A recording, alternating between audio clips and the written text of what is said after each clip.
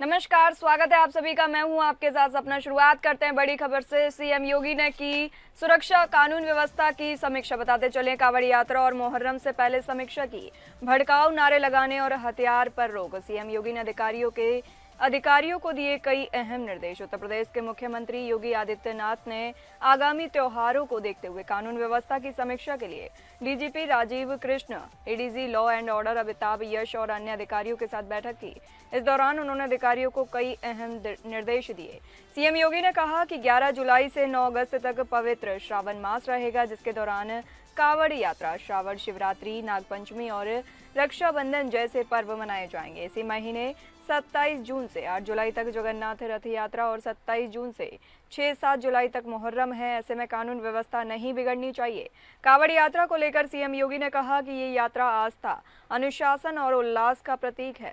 उत्तराखंड सीमा से सटे जनपदों सहित गाजियाबाद, मेरठ, बरेली, अयोध्या, प्रयागराज, काशी, बाराबंकी और बस्ती जैसे जिले विशेष सतर्कता बरतें। यात्रा मार्ग पर डीजे, ढोल, ताशा और संगीत मानकों के अनुरूप ही होनी चाहिए। भड़काऊ नारे ना लगाएं, हथियार ना लहराएं। इसी के साथ ही ज्यादा जानकारी के लिए हमारे विशेष संवाददाता आनंद सिंह हमसे जुड़े हैं। आपसे जानेंगे सीएम ने अधिकारियों को क्या क्या दिशा निर्देश दिए। बिल्कुल, देखिए सबनाथ, कल रात 9 बजे के बाद मुख्यमंत्री योगी आदित्यनाथ ने एक वीडियो कॉन्फ्रेंसिंग के जरिए बैठक की है कानून व्यवस्था को लेकर। और पूरे उत्तर प्रदेश में जितने भी जिले हैं सबके आला अधिकारी, चाहे वो पुलिस के रहे हों, प्रशासनिक अधिकारी रहे हों या तमाम जो नगर निगम और नगर पालिकाओं के अधिकारी रहे हों, उनके साथ ये अहम बैठक हुई है। और कानून व्यवस्था को लेकर सख्त निर्देश मुख्यमंत्री योगी आदित्यनाथ ने दिए हैं। जो आगामी त्योहारी सीजन है, चाहे रक्षाबंधन हो, चाहे वो आप कह सकते हैं कांवड़ यात्रा हो या मुहर्रम हो, इन सभी को लेकर मुख्यमंत्री ने स्पष्ट तौर पर कहा है कि कोई नई परंपरा की शुरुआत नहीं होनी चाहिए, किसी तरह की जो आपत्तिजनक चीजें नहीं होनी चाहिए और कोई भड़काऊ नारे, हथियारों का प्रदर्शन, इन सब चीजों के लिए कोई जगह नहीं है। और इन्हीं सब मुद्दों को लेकर एक बड़ी बैठक मुख्यमंत्री योगी आदित्यनाथ ने कल देर रात की है। जी, बहुत बहुत धन्यवाद आनंद सिंह, हमें यह जानकारी देने के लिए। बताते चले उत्तर प्रदेश के मुख्यमंत्री योगी आदित्यनाथ ने आगामी त्योहारों को देखते हुए कानून व्यवस्था की समीक्षा के लिए DGP Rajeev Krishna, ADG law and order Amitabh Yash और अन्य अधिकारियों के साथ बैठक की। इस दौरान उन्होंने अधिकारियों को कई अहम निर्देश दिए। सीएम योगी ने कहा कि 11 जुलाई से 9 अगस्त तक पवित्र श्रावण मास होगा, जिसके दौरान कांवड़ यात्रा, श्रावण शिवरात्रि, नागपंचमी और रक्षाबंधन जैसे पर्व मनाए जाएंगे। इसी महीने 27 जून से 8 जुलाई तक जगन्नाथ रथ यात्रा और 27 जून से 6-7 जुलाई तक मुहर्रम है। ऐसे में कानून व्यवस्था नहीं बिगड़नी चाहिए। कांवड़ यात्रा को लेकर सीएम योगी ने कहा कि ये यात्रा आस्था, अनुशासन और उल्लास का प्रतीक है। उत्तराखंड सीमा से सटे जनपदों सहित गाजियाबाद, मेरठ, बरेली, अयोध्या, प्रयागराज, काशी, बाराबंकी और बस्ती जैसे विशेष जिलों में सतर्कता बरतें। बताते चलें यात्रा मार्ग पर डीजे, ढोल, ताशा और संगीत मानकों के अनुरूप ही होनी चाहिए।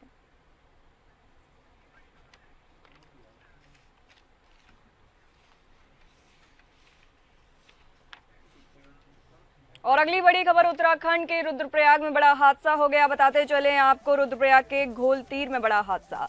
उफनती अलकनंदा नदी में समाई बस, कई लोगों के डूबने की आशंका बताई जा रही है।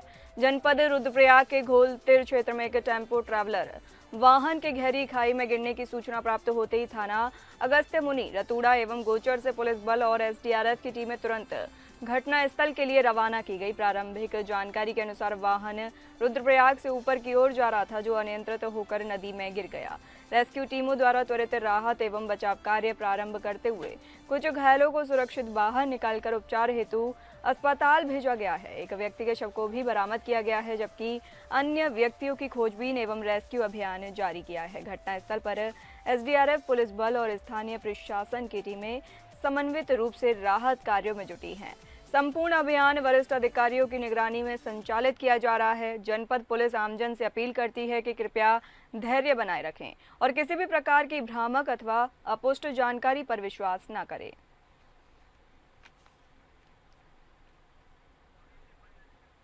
इसी के साथ ही ज्यादा जानकारी के लिए हमारे सहयोगी योगेश सेमवाल हमसे जुड़े हैं। आपसे जानेंगे ये हादसा कैसे हुआ और बचाव दल क्या बता रहे हैं। नहीं, बिल्कुल, अभी तो फिलहाल बचाव दल कुछ नहीं बता रहा है। कोशिश ये की जा रही है कि ज्यादा से ज्यादा लोगों को जो सुरक्षित बचाया जा सके। वैसे कई लोगों को अभी जो है वो हॉस्पिटल में ले जाया गया है, जो नजदीकी अस्पताल है उसमें ले जाया गया और उनका उपचार भी शुरू हो गया है। वहां पर जिस तरह से ये हादसा हुआ, आज सुबह का ये हादसा बताया जा रहा है, और बताया जा रहा है कि एक टेम्पो ट्रेवल जा रहा था जिसमें लोग सवार थे और वो अनियंत्रित हो गए, खाई में जाकर गिर गया। जैसे ही सूचना पुलिस को मिली तो पुलिस ने तुरंत एसडीआरएफ को इसकी सूचना दी और सभी जो जितने भी वहाँ पे बचाव कार्य से जुड़े हुए जो विभाग हैं सभी के सभी वहाँ मौजूद हुए। वहाँ पर उन्होंने अपना एक रेस्क्यू ऑपरेशन चलाया। एक व्यक्ति की इसमें मौत हो गई है जो अभी तक जो सामने आई है। जो बात बाकी कुछ लोग काफी गंभीर घायल हैं तो कुछ लोग थोड़ा घायल हैं, लेकिन ज्यादातर ये है कि कोशिश की जा रही है कि उन्हें जो घायल है उन्हें बचाया जा सके। जी, कितने लोगों के डूबने की आशंका बताई गई है? अभी फिलहाल तो एक की ही जानकारी जो है वो प्राप्त हुई है। जी, बहुत बहुत शुक्रिया योगेश सेमवाल ये जानकारी हमें देने के लिए।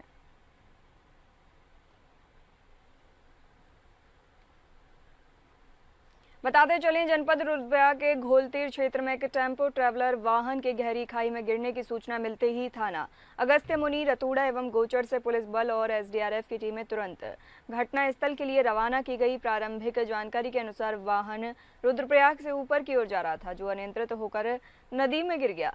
रेस्क्यू टीमों द्वारा त्वरित राहत एवं बचाव कार्य प्रारंभ करते हुए घायलों को सुरक्षित बाहर निकालकर उपचार हेतु अस्पताल भेजा गया है।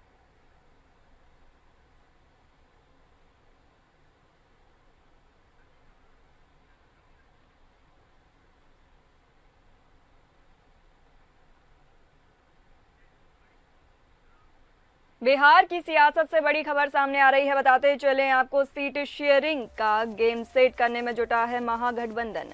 डी राजा ने तेजस्वी से मुलाकात की, भाकपा ने 24 सीटों पर ठोकी दावेदारी। बिहार विधानसभा चुनाव नजदीक आते ही राजनीतिक सरगर्मी तेज हो गई है। इसी क्रम में भारतीय कम्युनिस्ट पार्टी के राष्ट्रीय महासचिव डी राजा ने बुधवार को पटना में नेता प्रतिपक्ष एवं महागठबंधन समन्वय समिति के संयोजक तेजस्वी प्रसाद यादव से महत्वपूर्ण मुलाकात की। इस बैठक में दोनों नेताओं के बीच राज्य की मौजूदा राजनीतिक स्थिति, आगामी चुनावी रणनीति और सीट बंटवारे पर गहन चर्चा हुई। बैठक के बाद दोनों दलों की ओर से संकेत मिले हैं कि महागठबंधन पूर्ण एकता के साथ एनडीए के खिलाफ चुनावी मैदान में उतरेगा। बैठक में भाकपा की ओर से राष्ट्रीय महासचिव डी राजा के साथ राज्य सचिव राम नरेश पांडेय, राज्य सचिव मंडल सदस्य संजय कुमार, ओम प्रकाश नारायण और अवधेश कुमार राय भी मौजूद थे। चर्चा के दौरान डी राजा ने भाकपा की ओर से विधानसभा चुनाव में 2 दर्जन से अधिक सीटों पर चुनाव लड़ने की इच्छा जाहिर की और संभावित सीटों की सूची भी तेजस्वी यादव को सौंप दी गई।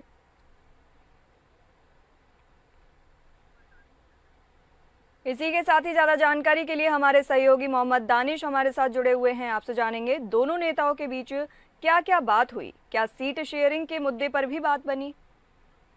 जी सपना, देखिए इस साल के अंत तक जो है विधानसभा चुनाव और अभी से लेकर जो है सभी पॉलिटिकल पार्टी जो है तैयारी करने लगे हैं और इसी क्रम में जो है नेताओं अपने अपने मांग को लेकर जो है मीटिंग कर भी रहे हैं। तो जैसा कि संभावित है कि जो सीट को लेकर जो शेयरिंग को लेकर भी जो है कल बात की गई है, जिसमें जो है जो उनकी तरफ से जो प्रस्ताव रखा गया है कि उनको ज्यादा से ज्यादा सीट दिया जाए और विधानसभा चुनाव में उनकी एक अलग भूमिका होगी, तो इसको लेकर भी चर्चा हुई है।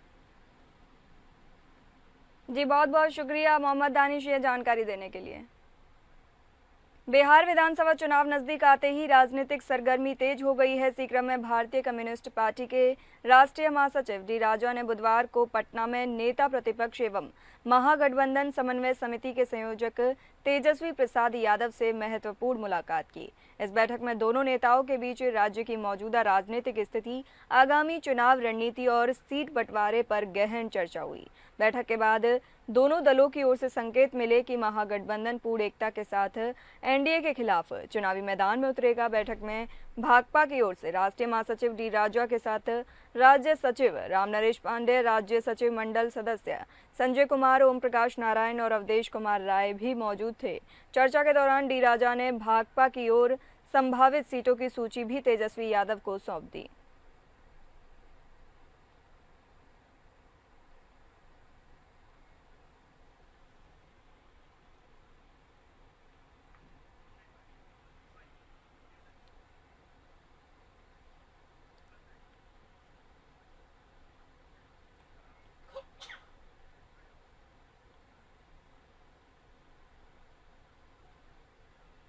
और अगली बड़ी खबर पंजाब की एनआईए में बड़ी रेड बताते चलें आपको। सुबह सुबह एनआईए की रेड से मचा हड़कंप। राष्ट्रीय जांच एजेंसी ने एक बार फिर पंजाब में बड़ी कार्रवाई करते हुए जालंधर और टांडा उड़मुड़ में एक साथ कई ठिकानों पर छापेमारी की। जालंधर की फ्रेंड्स कॉलोनी और उड़मुड़ कस्बे के दो अलग अलग घरों पर यह रेड की गई, जिससे दोनों इलाकों में हड़कंप मच गया। सूत्रों से मिली जानकारी के अनुसार उड़मुड़ के गड़ी मोहल्ला निवासी एक युवक जो वर्तमान में विदेश में रह रहा है, उसके घर पर एनआईए की टीम ने दबिश दी। वहीं कस्बे के एक ही अन्य युवक के घर पर भी एजेंसी ने कार्रवाई की। टीम द्वारा दोनों स्थानों पर गहनता से पूछताछ और तलाशी अभियान भी चलाया गया। हालांकि अब तक ये स्पष्ट नहीं हो सका है कि यह रेड किस केस से जुड़ी हुई है। एनआईए की तरफ से फिलहाल कोई आधिकारिक बयान जारी नहीं किया गया है।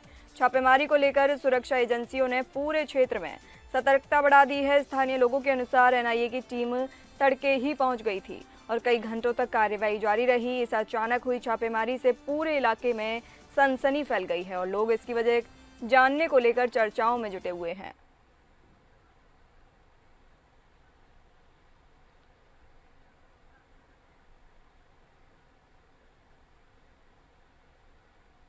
बताते चलें, राष्ट्रीय जांच एजेंसी एनआईए ने एक बार फिर पंजाब में बड़ी कार्रवाई करते हुए जालंधर और टांडा उड़मुड़ में एक साथ कई ठिकानों पर छापेमारी की। जालंधर की फ्रेंड्स कॉलोनी और उड़मुड़ कस्बे के दो अलग अलग घरों पर यह रेड की गई, जिससे दोनों इलाकों में हड़कंप मचा हुआ है। सूत्रों से मिली जानकारी के अनुसार उड़मुड़ के गड़ी मोहल्ला निवासी एक युवक जो वर्तमान में विदेश में रह रहा है, उसके घर पर एनआईए की टीम ने दबिश दी।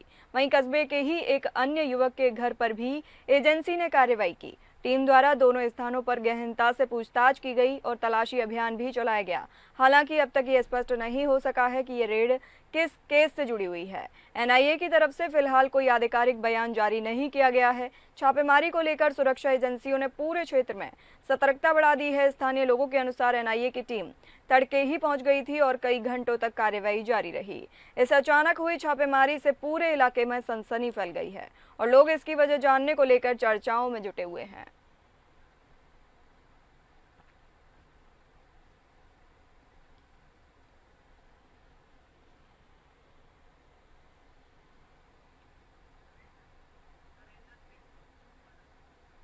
इसी के साथ ही ज्यादा जानकारी के लिए हमारे संवाददाता नरेंद्र सेठी हमसे जुड़े हुए हैं। आपसे जानेंगे एनआईए की रेड में क्या कुछ मिला।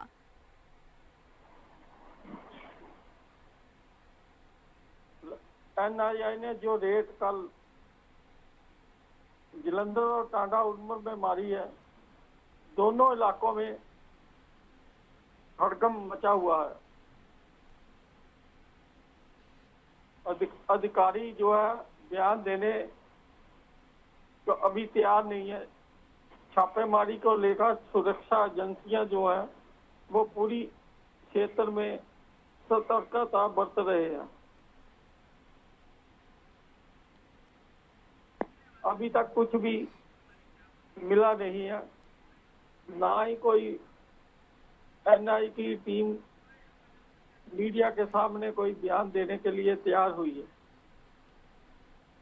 जी, बहुत शुक्रिया हमें ये जानकारी देने के लिए।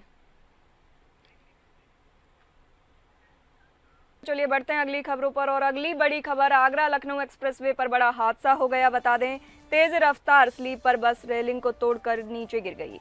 हादसे में 2 लोगों की मौत हो गई है, 50 लोग घायल बताए जा रहे हैं। आपको बता दें, आगरा लखनऊ एक्सप्रेसवे पर एक बड़ा हादसा हो गया है। यहां दरभंगा से नई दिल्ली जा रही स्लीपर बस एक्सप्रेसवे की रेलिंग तोड़कर सर्विस लेन पर गिर गई। यह हादसा फूड प्लाजा के आगे हवालिया गांव के पास से किलोमीटर 103 के पास हुआ है।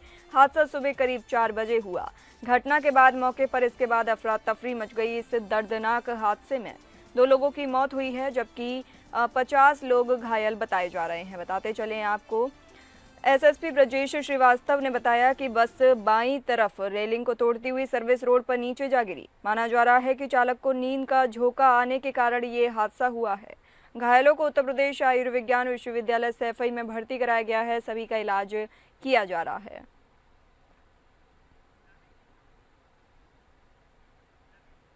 इसी के साथ ही ज्यादा जानकारी के लिए हमारे सहयोगी लवी किशोर हमसे जुड़े हैं। आपसे जानेंगे ये हादसा कैसे हुआ।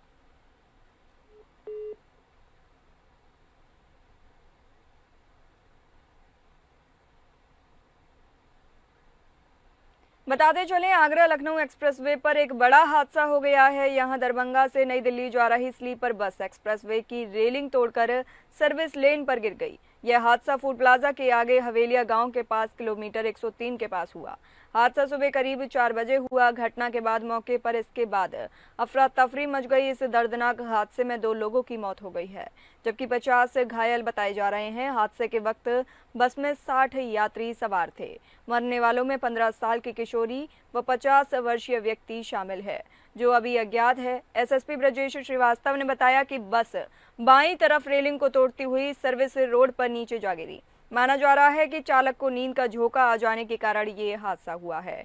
घायलों को उत्तर प्रदेश आयुर्विज्ञान विश्वविद्यालय सैफई में भर्ती कराया है और सभी का इलाज किया जा रहा है।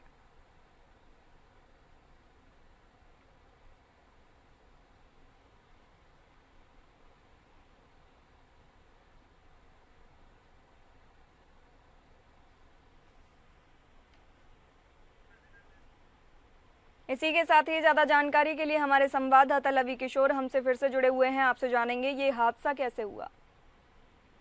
जी सपना जी, मैं आपको बता दूं, आज सुबह 4 बजे यह हादसा हुआ है, जिसमें तकरीबन 50 लोग घायल हैं और 2 लोगों की मौत हुई है। अंदाजा लगाया जा रहा है कि चालक को नींद की झपकी आने के कारण यह हादसा हुआ है, जिसके कारण बस अनियंत्रित हुई और रेलिंग तोड़ती हुई जा गिरी। जी, अभी घायलों की क्या स्थिति है? घायलों को अभी अस्पताल पहुंचा दिया गया है, उनका इलाज चल रहा है। जी, बहुत शुक्रिया लवी किशोर ये जानकारी हमें देने के लिए।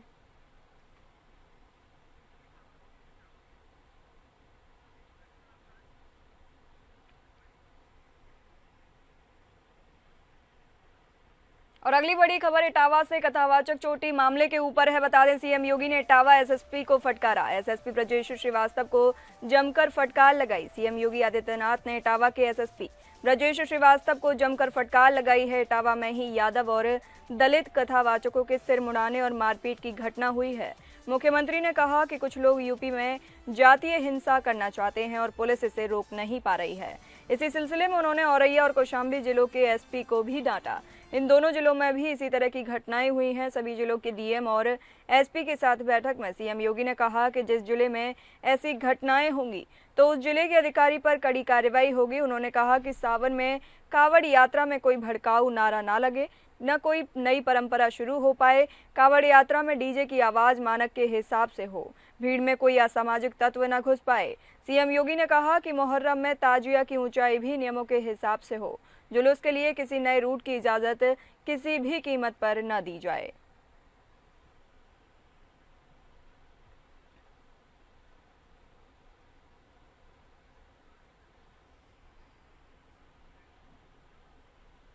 फिलहाल इस बुलेटिन में इतना ही। नमस्कार।